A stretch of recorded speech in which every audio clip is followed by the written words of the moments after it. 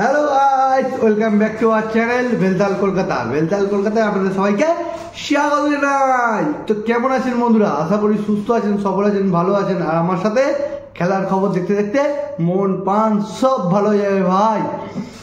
তো আজকে কি বলবো ভাই, সিএসকে আমার ফেভারিট টিম, সিএসকে হেরে গেছে। না, মনে তো কষ্ট লাগছে, মনে তো দুঃখ হচ্ছে, কিন্তু কিছু করার নেই। সিএসকে হেরে গেছে, কিন্তু সিএসকে হেরে যাওয়ার পরেও বলবো এটাই যে আরসিবি খুব ভালো খেলেছে। আরসিবি ডেফিনেটলি ভালো খেলেছে।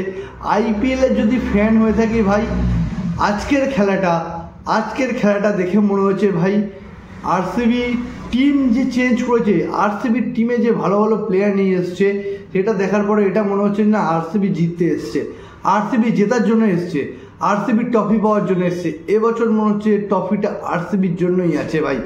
আরসিবি খুব ভালো খেলেছে। হ্যাঁ, এখন ধোনির কথা বলি ভাই। ধোনি 16 বলে 30 রান করেছে ভাই।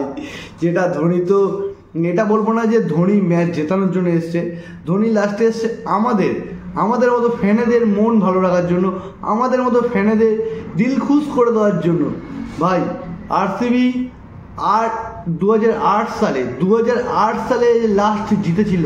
আজকে 2025 সালে আবার জিতলো ভাই। সিএসকের মাটিতে, সিএসকের পিচে, সিএসকের মাঠে জেতা সম্ভব নয় আরসিবির পক্ষে। কিন্তু আজকে আরসিবি প্রমাণ করে দিয়েছে, না আমরা খেলতে এসেছি, জিততে এসেছি, আর ট্রফি নিতে এসেছি। আজকে আরসিবি এটা প্রমাণ করে দিয়েছে ভাই। বিরাট কোহলির কথা কি বলবো। বিরাট কোহলির আজকের বলে মানে ব্যাটে, আজকের বিরাট কোহলির ব্যাটে একটাও বল ঠিক ছিল না ভাই। যখন বিরাট কোহলির মাথায় বল লাগে, তারপরে ভাবলাম বিরাট কোহলি হয়তো শেষ, কিন্তু বিরাট কোহলি তখন প্রমাণ করলো যে আমি বিরাট কোহলি। মাথায় বল মারার পরে বিরাট কোহলি 6-4 মারলো, কিন্তু ফিনিশ ঠিকঠাক হয়নি। হ্যাঁ বলবো বিরাট কোহলি মোটামুটি খেলেছে, 30 বলে 31 রান করেছে, কিন্তু বাকিরা যারা এসছে তুলোধনা তুলেছে ভাই। আমি প্রথমেই এটা বলেছিলাম যে বিরাট কোহলি বলছি, আরসিবিকে যদি জিততে হয়, প্রথম ব্যাটিং করতে হবে, 200 রান করতে হবে। 200 রান করা সম্ভব নয় এই মাঠে, কিন্তু চেষ্টা করতে হবে যাতে 200 করতে পারে। 196 করেছে ভাই আরসিবির টিম, 196 করেছে। যে পেরে এসছে সে পিটিয়েছে। একমাত্র আরসিবির ক্যাপ্টেন রাজাত পাটিদার 50 রান করেছে, 50 না 51 রান করেছে। রান করে 196 টার্গেট দিয়েছে। আর আমি যেটা বলছিলাম সিএসকের ভাই ব্যাটিং লাইন আপ বেকার। কি যে ওরা করেছে আমি বুঝতে পারছি না। প্রথম ম্যাচেও প্রথম 1-2 মানে ঋতুরাজ গাইকোয়াড আর রচিন রবীন্দ্র ফর্মে আছে, বাদবাকি সব বেকার। যেটা কোথাকার টেলিফোন নাম্বার ভাই। ওরা আসছে 1, 2, 3, 4, 5 এনাফ, দ্যাটস ইট। এইটুকুনি রান করে বেরিয়ে চলে যাচ্ছে। এরকমভাবে ম্যাচ জেতা যায় ভাই। আজকের আমার মনে খুব দুঃখ লাগছে যে আরসিবি জিতে গেল সিএসকের মাটিতে এত বছর পরে। 2008-এ লাস্ট জিতেছিল, আজকের 2025 এসে আবার জিতছে। তাও কত রানে? 50 রানের ডিফারেন্সে জিতছে। 196 রান করেছে ভাই। মানা যায়, দুঃখ লাগে না, কষ্ট হয় না? আমাদেরও তো কষ্ট হয়, দুঃখ তো লাগে। সিএসকে তো আমাদের ফেভারিট টিম, ধোনি তার থালাপতি তো আমাদের ফেভারিট টিম। কিন্তু কি করবো ভাই, কি করব তোমরাই বলো। এখানে কিছু করার আছে? এখানে কিচ্ছু করার নেই। থালাপতি লাস্টে আসে আমাদের জন্য, আমাদের মতো ফ্যানেদের জন্য, সিএসকের ফ্যানেদের জন্য, যারা এসে থালাপতির ব্যাটিং দেখবে। কিন্তু কি করবে ভাই, ধোনি 43 বছর বয়স হয়ে গেছে, স্টাম্পিং করছে ভাই। 16 সেকেন্ডে আউট করে দিচ্ছে, 16 সেকেন্ড জাস্ট ধরছে। ফিল সল্ট ভাই, ফিল সল্টকে যদি না আউট করতে পারতো তাহলে সিএসকে তো আরও গোহারা নাড়তো ভাই। ওরা 210-20 রান তো করেই দিত, দুমদাম মারছিল ফিল সল্ট। কিন্তু সিএসকে মাত্র 0.16 সেকেন্ডে ফিল সল্টকে আউট করে দেয় ধোনি। আর কি করতে পারে ধোনি? যেটুকুনি বয়স, যেটুকুনি বলছে 42 না 43 বছর বয়স হয়ে গেছে, এই বয়সে এত স্পিডে কিপিং করছে না, সাধারণ ছোট বাচ্চাদের দেখার মতো ভাই। এটা দেখে শেখো যে এইরকম টাইপের কিপিং করতে হয়। কিপিং করে ম্যাচে রূপ পাল্টে দিতে হয় ভাই। ফিল সল্টকে যদি না আউট করতে পারতো তাহলে হয়তো আরও বেশি রান হতো, আরও 20-30 রান হতো। কিন্তু ফিল সল্টকে আউট করে দেওয়ার পরে ধোনি যে ব্যাটিং করেছে, 16 বলে 30 রান, কিন্তু মধ্যিখানে মিডিল অর্ডারটা কোথায় ভাই? মিডিল অর্ডার কোথায়? মিডিল অর্ডার তো এক ফোঁটাও নেই, মিডিল অর্ডারে কোনো ব্যাটিং নেই। এরা যেন টেলিফোন বুথ তৈরি করে ফেলেছে 1 2 3 4 5 রান করে। সিএসকে নিয়ে আমি আর কোনো কথা বলতে চাই না আজকের ভাই, আমার মনটাই ভেঙে গেছে, তাই সিএসকে নিয়ে আমি কথা বলবো না। আরসিবি দারুণ খেলেছে ভাই, যেটা বলেছিলাম প্রথম ভিডিওতে প্রিভিউতে, যেটা বলেছিলাম আরসিবিকে আসতে হবে, ফাস্ট ব্যাটিং করতে হবে, 200 রান দিতে হবে। 200 রানের টার্গেট দিলে সিএসকের পক্ষে সম্ভব হবে না, কারণ যেহেতু সিএসকে মিডিল অর্ডার বেকার, তো সিএসকের পক্ষে সম্ভব নয় যে এই ম্যাচ জেতার। ওরা তাই করেছে ভাই। আরসিবি প্রথম ব্যাটিং করে 200 রান করতে পারেনি, 196 রান করেছে, 197 রানের টার্গেট দিয়েছে।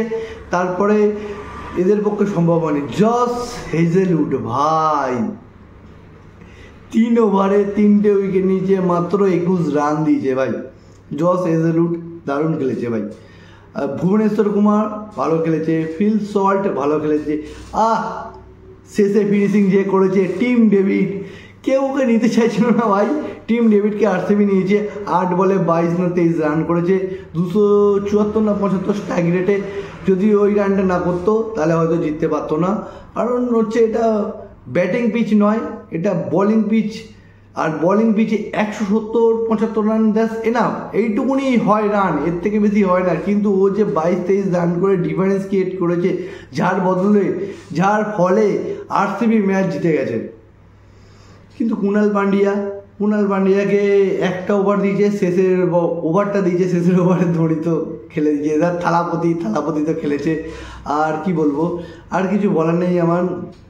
আরসিবি নিজের মানে খেলতে এসছে, আরসিবি ট্রফি নিতে এসছে ভাই। ওকে আটকানো খুব একটা মানে হবে না, সম্ভব হবে না। আরসিবির ব্যাটিং লাইন আপ যেরকমভাবে স্ট্রং আছে, বোলিং লাইন আপও সেরকমভাবে স্ট্রং। আরসিবির যে পেসারগুলো আছে, জস হেজেলউড, ভুবনেশ্বর কুমার যথেষ্ট ভালো বল করেছে। হ্যাঁ, আজকে ঋতুরাজ গাইকোয়াড রান পায়নি, রচিন রবীন্দ্র খেলেছে মোটামুটি, কিন্তু তারপরে মিডিল অর্ডার বেকার। তারপরে ধোনি এসছে, যাদের এসে মোটামুটি খেলেছে, কিন্তু ওদের যে সময় এসছে, যে সময় খেলেছে, সে সময় জেতার কথা নয়, জেতা সম্ভবও নয়, কিন্তু তবুও খেলেছে। 16 বলে 30 রান করে দিয়ে গেছে। আর আরসিবির কথা বলি, আরসিবি যতই বলি যে ইন্ডিয়ার টিমের ফ্যান হওয়ার পরে দিল আর দিমাগ, বিরাট কোহলি হচ্ছে আমার দিমাগ আর ধোনি হচ্ছে আমার দিল। যাই হোক, যে কোনো একজন জিতেছে, এটাই হচ্ছে সবথেকে বড় কথা, আর এটাই হচ্ছে আমাদের ভালো লাগার কথা। তো আরসিবিকে জেতার পরে আরসিবি এখন 1 নম্বরে চলে গেছে ভাই। Net run rate 2 point something, অনেক বেটার আছে। তো আরসিবিকে লাস্ট শুধু প্রথমেই আগের সিজনেও তাই প্রথম দিকে 3-4টে ম্যাচ জিতে যায়, তারপরে শেষের দিকে এসে ধেড়ায়। কিন্তু এবারে চাইবো আরসিবি যে টিম তৈরি করেছে, আরসিবি যথেষ্ট ভালো টিম তৈরি করেছে, আর আমি চাইবো আরসিবিকে ফাইনালে দেখতে। ভাই আরসিবি একটাও কাপ পায়নি, প্রত্যেকবারে হেরেছে, এবারে যেন জেতে, এটাই আমরা চাইবো। আর হ্যাঁ, চেন্নাইয়ের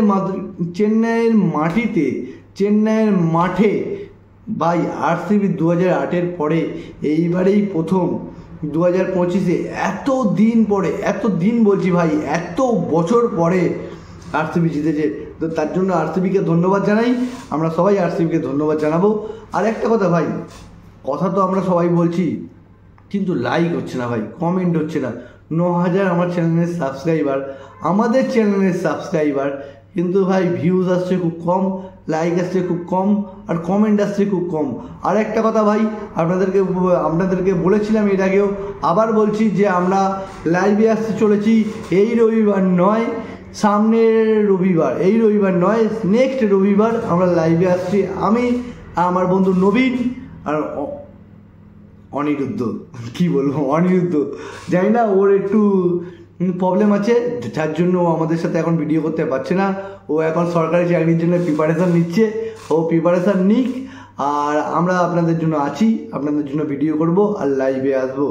ভাই এখন আর কিছু বলবো না, চলো, রাত হয়েছে, গুড নাইট, কালকে দেখা হচ্ছে আবার, চলো ভাই, টাটা, গুড নাইট। আজকে এনার্জিতে আমি ভরপুর, গুড নাইট বলার আগে আমি একটা কথা বলি যে আজকে আমি এনার্জিতে ভরপুর, যে আরসিবি জিতে গেছে, সিএসকে হেরে গেছে, যদিও সিএসকে আমার ফেভারিট টিম, সিএসকে হেরে গেছে, কিন্তু খেলা ভাই জমজমাট হচ্ছে। আমরা আইপিএল দেখতে আসি জমজমাট খেলার জন্য ভাই। ইন্ডিয়া যদি আজকে হারতো অস্ট্রেলিয়ার সাথে, খুব মনে দুঃখ হতো, ইন্ডিয়াকে হেভি গালাগালি করতাম। কিন্তু এটা তো ইন্ডিয়ার মধ্যে খেলা, আইপিএলের খেলা, আইপিএলের 10-12টার যে 10টা টিম আছে তাদের মধ্যে খেলা, তো যে হারুক বা জিতুক আমাদের কোনো যায় আসে না। ফেভারিট টিম হতে পারে, এটা জিতবে ও হারবে সেটা হতে পারে, কিন্তু হোক আরসিবি জিতেছে, এটাই হচ্ছে বড় কথা। আরসিবি আমাদের দিমাগ, আমাদের মাথার হচ্ছে জেতার পরে খুব ভালো লাগে। হ্যাঁ, যার সাথে জিতুক, সিএসকে যেরকম হারিয়েছে আমরা চাইবো না কলকাতাকে হারাক। কি বলবো, ঠিক আছে চলো ভাই, গুড নাইট, কালকে দেখা হচ্ছে আবার, চলো টাটা বাই।